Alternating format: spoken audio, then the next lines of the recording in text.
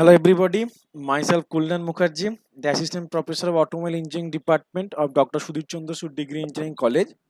Today I am going to discuss about the viscosity and its unit, and this will be our lecture number 2. Our subject name is Hydraulics and Pneumatics. Subject code is HP Module 1. Okay, Module 1, and module name is Fluid Mechanics. Now coming to the lecture outcome. After having this lecture, students will be able to understand the different units of viscosity in CGS, MKS and in SI unit.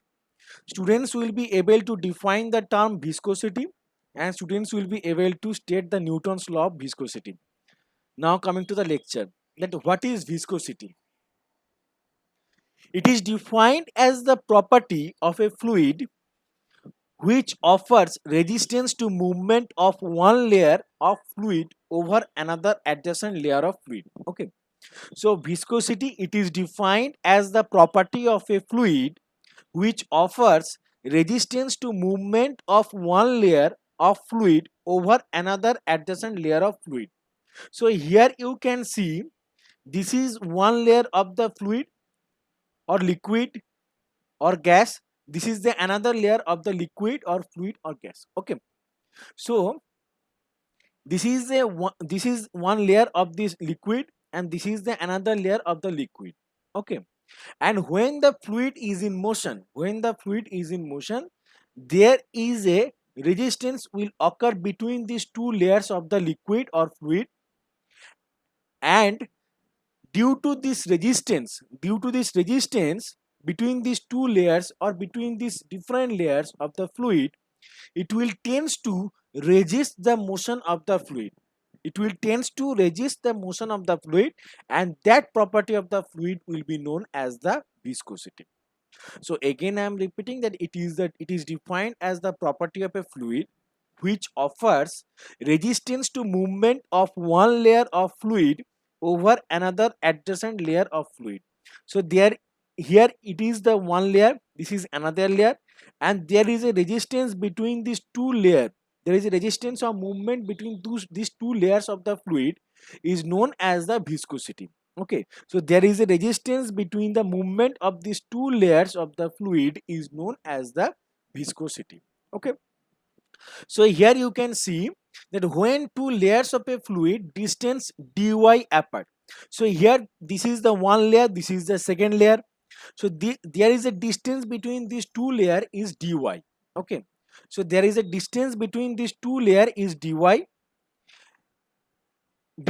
apart, move one over another at different velocities, say u and u plus du. So these two fluid layers are moved into two different velocity. So these two layers of the fluid or liquid moving with two different velocities, that is u and u plus du. So upper layer of this fluid moving with the velocity of u plus du, where the lower layer of the fluid moving with the velocity of u. Okay, and there is a distance between these two layers is dy. So dy is the distance between these two layers, and the upper layer moving with u plus du, and the lower layer moving with u velocity. Okay, upper layer moving with u plus du velocity, and lower layer moving with u velocity. Okay, and this viscosity together with relative velocity causes a shear stress acting between the fluid layers. Okay, so these two velocity of the two layers, the velocity between these two layers will causes a shear stress between these two layers. Okay, so the relative velocity between these two layers will cause a shear stress between them. Okay, so the top layer causes a shear stress on the adjacent lower layer. So here you can see this is the top layer. This will cause a sufficient amount of shear stress with the lower layer. Okay, and what is shear stress? That shear stress will be acting here the parallelly. Okay, shear stress will be acting parallelly between the motion of these two layers, acting parallelly between the motion of these two layers. Okay, so here this top layer which is moving with the velocity of u plus du and lower layer which is moving with the u velocity, these two layers will causes some shear stresses between these two layers. Okay, and this shear stress is proportional to the rate of change of velocity with respect to y, and the shear stress is proportional to the shear stress which causes between these two layers will proportional to the rate of change of velocity with respect to y. Okay, so the shear stress which occurs between these two layers, is directly proportional to the change in velocity, with respect to y. So mathematically we can write as, if tau is the shear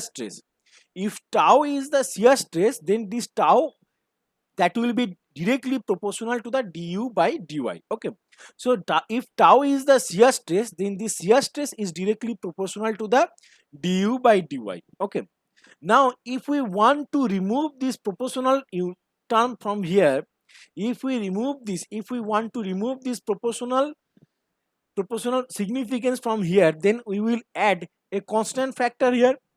Then this formula will become here, tau is equals to mu into du by dy. Okay, then this formula will become here, tau is equals to mu into du by dy, where mu is known as the constant proportionality, it is also known as the coefficient of dynamic viscosity. Okay, so tau is equals to here mu into du by dy. This mu is equals to here constant proportionality, and it is also known as the coefficient of dynamic viscosity. Okay, so now again I am repeating that what will actually happen, that when the fluid is moving, if we consider there are two layers, for the two layers, the upper layer is moving with the velocity of u plus du, and the lower layer is moving with a velocity of u. Okay, and within these two layer there will be a shear stress is acting against the motion of this fluid. Okay, so between these two layers there is a shear stress will be acting against the motion of the layer, and these two layers are dy distance apart from each other. Okay, and these two layers are dy distance apart from each other. So if the shear stress is tau, which is generated between these two layers, then the shear stress is directly proportional to the change in velocity. Change in velocity means u plus du, that is the velocity of the upper layer, minus u, that is the velocity of the lower layer. So u plus du minus u, and we will get the du. Okay, so this shear stress is directly proportional to the change in velocity with respect to the distance apart. Okay, so the shear stress which is acting between these two layers against the motion of the layer, that will be directly proportional to the change in velocity with respect to the distance dy apart from each other. Okay, so that's why we can write here mathematically that tau is directly proportional to the du by dy. So tau is proportional to the du by dy, and to remove this proportional term from this equation, then we will have to write here tau is equals to mu into du by dy, where mu is known as the constant proportionality, or this mu is also known as the coefficient of dynamic viscosity. Okay, so this mu is known as the constant proportionality, or this mu is also known as the coefficient of dynamic viscosity. Okay, so here this du by dy is equals to rate of shear deformation or velocity gradient. Okay, so du by dy, this du by dy can also be written as rate of shear deformation, or velocity gradient. So ultimately what we will get, if mu is the coefficient of viscosity, dynamic viscosity, then this coefficient of dynamic viscosity can be written as mu is equals to tau by du by dy. So that's why we can write here mu is equals to tau by du by dy. Okay, and this viscosity also defined as the shear stress required to produce unit rate of shear strain. Okay, thus viscosity is also defined as the shear stress required to produce unit rate of shear strain. So this viscosity can also be defined as the shear stress required to produce unit rate of shear strain, because this du by dy is the rate of shear deformation or shear strain. Okay, so that's why we can also define as that the viscosity can be defined as the shear stress required to produce the unit rate of shear strain. Okay, now coming to the unit of viscosity, how can we define the unit of viscosity? Okay, so let's see the process. So here mu is equals to tau by du by dy. Mu is equals to this formula, we can confirm that mu is equals to tau by du by dy. Okay, so mu is equals to tau by du by dy. Tau is here shear stress, du is here change in velocity, dy is here change in distance. Okay, so mu is equals to shear stress by change in velocity by change in distance, because mu is equals to tau by du by dy. So that's why we can also write as mu is equals to tau by du by dy. That's why we can write as shear stress by change in velocity by change in distance. Shear stress by change in velocity by change in distance. Okay, so from here we can also write as mu is equals to shear stress is equals to force per unit area, stress is equals to force per unit area. So that's why we can write here that shear stress is equals to force per unit area, force by area. Okay, and this will be remain same, change in velocity by change in distance, change in velocity by change in distance. Okay, so now again coming to here, in the next step, that force by area is stress. Now change in velocity. What is velocity? Velocity unit is meter per second. So meter means the length, second means the time. So that's why this velocity can also be written as here length by time. Okay, so velocity can here written as length by time. Okay, divided by change in distance. Change in distance means it will be multiplied by 1 by length, because this length by time divided by length, so ultimately it will be length by time into 1 by length. So that's why we can write here that length by time into 1 by length. Okay, so now mu is equals to force by length square, because area is equals to, what is the unit of this area? Meter square. A unit of the area is meter square. So that's why we can also write as force by length square, because area of the unit of the area is meter square. So meter is the unit of the length. So that's why we can also write as force by length square. And here this length and length will be cancelled out. So remaining part will be here 1 by time. So mu, that is the viscosity. Viscosity is equals to here force by length square by 1 by time. Okay, so mu is equals to here force by length square by 1 by time. So from here we can also write as mu, that is the viscosity or dynamic viscosity, is equals to force into time by length square.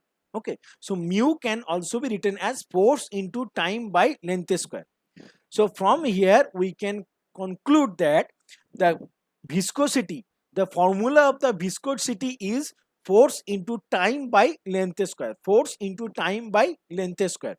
So from this we can calculate the mks unit of this viscosity. What is the mks unit? mks unit, the force can be defined as kg force. In mks unit, the force can be defined as kg force, kg force second per meter square, kg force second per meter square. Similarly, in case of the cgs unit, we can write as the unit of dyne second per centimeter square, because dyne is the force, dyne second per centimeter square. And similarly for the SI unit, it will be here Newton second per meter square, because this kg force means if we multiply this kg force with the 9.81, if we multiply the 9.81 with this term, if we multiply the 9.81 with this term of kg force, then it will form the Newton. So that's why the SI unit will be here Newton second per meter square. Okay, the SI unit will be here Newton second per meter square. So again I am repeating this entire unit process, that viscosity can also be write as shear stress by change in velocity by change in distance, because mu is equals to tau by du by dy. Where what is tau? Tau is the shear stress and du is the change in velocity and dy is the change in distance. Okay, so stress is equals to force per area, stress is equals to force per unit area. So stress is equals to force by area. Now again the remaining part will be here same, change in velocity by change in distance.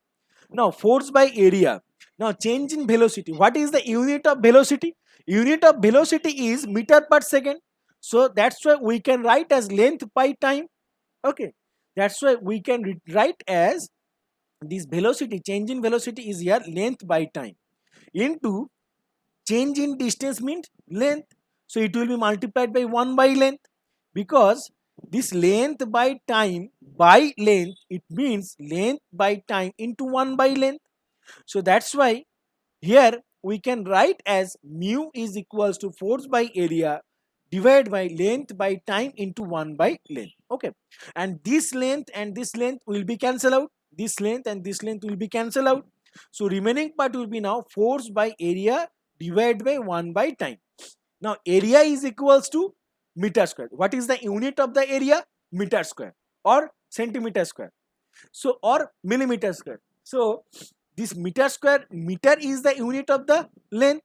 So that's why we can write as force by length square, force by length square by 1 by time.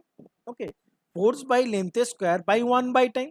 So from this we can write as mu is equals to force into time by length square, because this from this equation, we can also write as force into time by length square.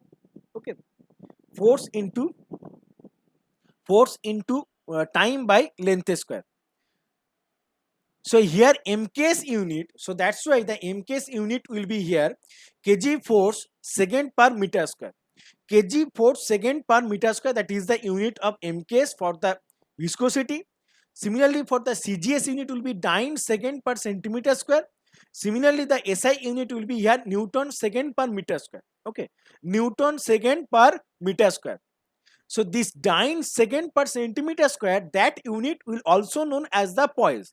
That unit will also known as the poise. The CGS unit of this dynamic viscosity or CGS unit of the viscosity is known as the poise.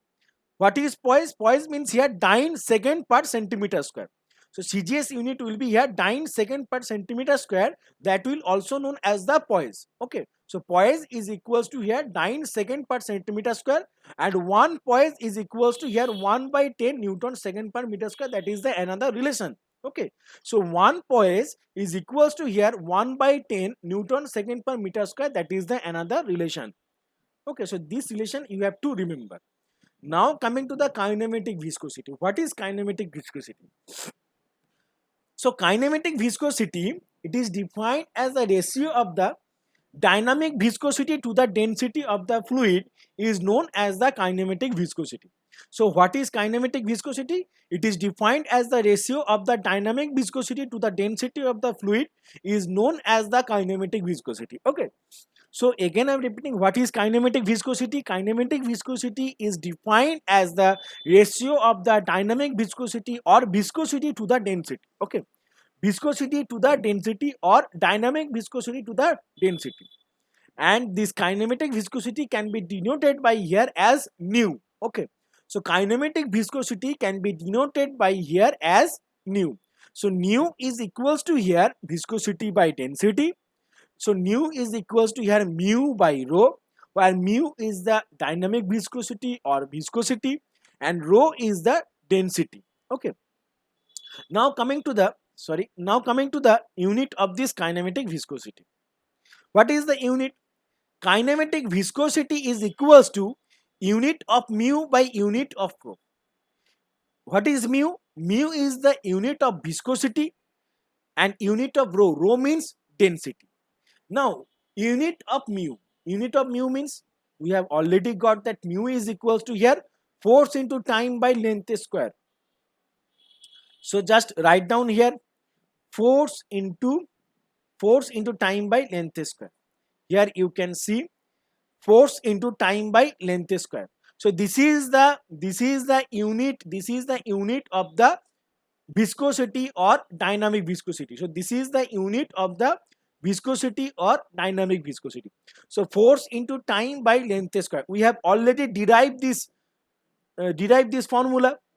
Now kinematic viscosity is equals to unit of viscosity or unit of dynamic viscosity to the density. So density, it will be divided by density. What is the formula of the density? Mass per unit volume. Okay, mass per unit volume. Now this volume means meter cube. What is the unit of the volume? Meter cube. Meter cube means meter is the unit of the length. So it will be mass by length cube, because m by v, density is equals to m by v. So mass per length whole cube, because volume is meter cube, the unit of the volume is meter cube, and meter is the unit of the length. Meter is the unit of the length. So that's why we can write as mass by length cube. Mass by length cube. Okay. So from here we can write as force into time. Force into time by length square into mass by length cube. So this length square and length cube will be cancelled out. So there one length will be remaining here. So that's why we will get force into time by mass per length. Okay, because this length square and length cube will be cancelled out and one length will be remaining here. So that's why we can write as force into time by mass per length. Force into time by mass per length. So that's why we can write as, and now coming to the force. What is force?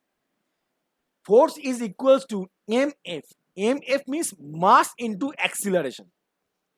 Force can be written as mf. m means mass, f means acceleration.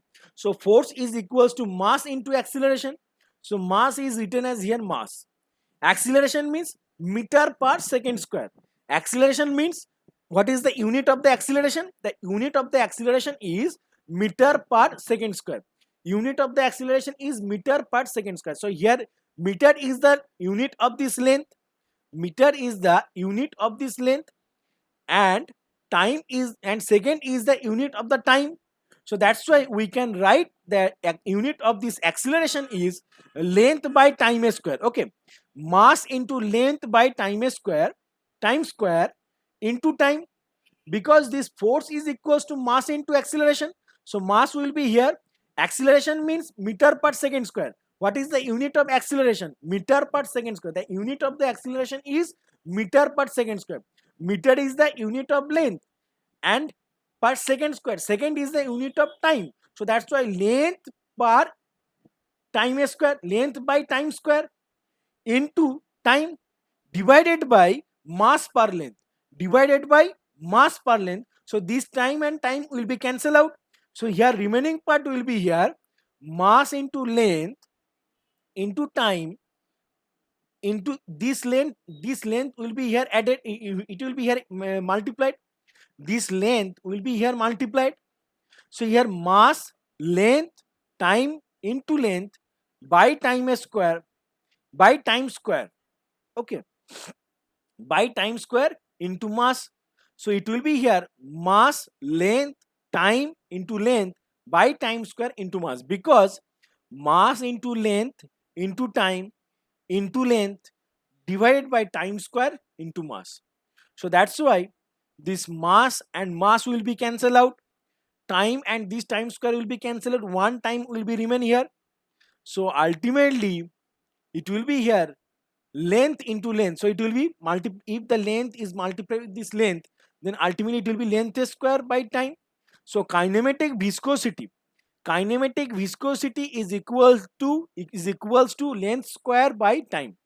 Kinematic viscosity is equals to length square by time. Okay, so kinematic viscosity can be defined as length square by time. Okay, so this is the formula of the kinematic viscosity. This is the formula of the kinematic viscosity. Okay, kinematic viscosity. So in this case, the unit of the kinematic viscosity will be meter square per second, in SI, and in CGS centimeter square per second. In CGS, the unit of kinematic viscosity will be centimeter square per second, and in SI, the unit of the kinematic viscosity will be meter square by second. So meter square per second. Now coming to the Newton's law of viscosity. What Newton states? Newton states that the shear stress on a fluid element layer is directly proportional to the rate of change of shear strain. The constant proportionality is called coefficient of viscosity, and mathematically it is expressed as tau is equals to mu into du by dy. That is the Newton's law of viscosity. So what is Newton's law of viscosity? Newton's law states that the shear stress, this is the shear stress which is directly proportional to the change of rate of shear strain. This shear stress is directly proportional to the change of rate of shear strain that has already discussed in this lecture. So this tau, that is the shear stress, is directly proportional to the du by dy, and to avoid this proportional term, it will be multiplied by mu. So tau is equals to here mu into du by dy. Okay, tau is equals to here mu into du by dy. So shear stress is equals to mu into du by dy. And what Newton's law states? Newton's law states that the shear stress of a fluid element, shear stress on a fluid element layer,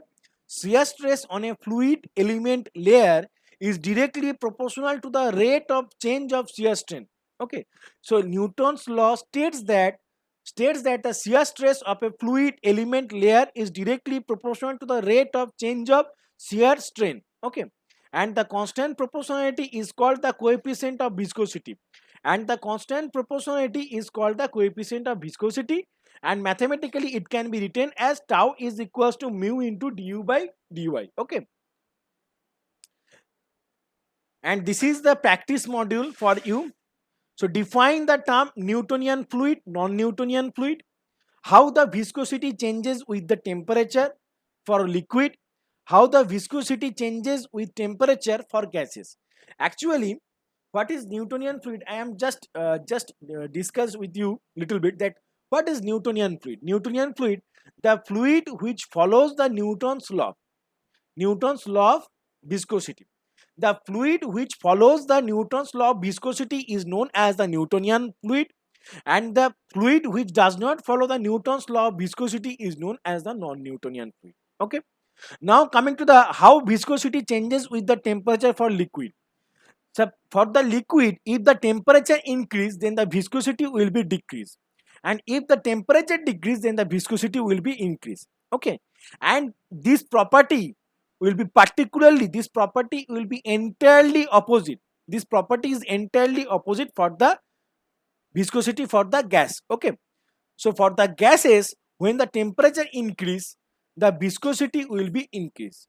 For the gas, when the temperature decrease, the viscosity will be decrease. But in case of the liquid, when the temperature increase, the viscosity will be decrease, and when the temperature decrease, the viscosity will be increase. So this is for today. Here I am going to end my lecture. Thank you.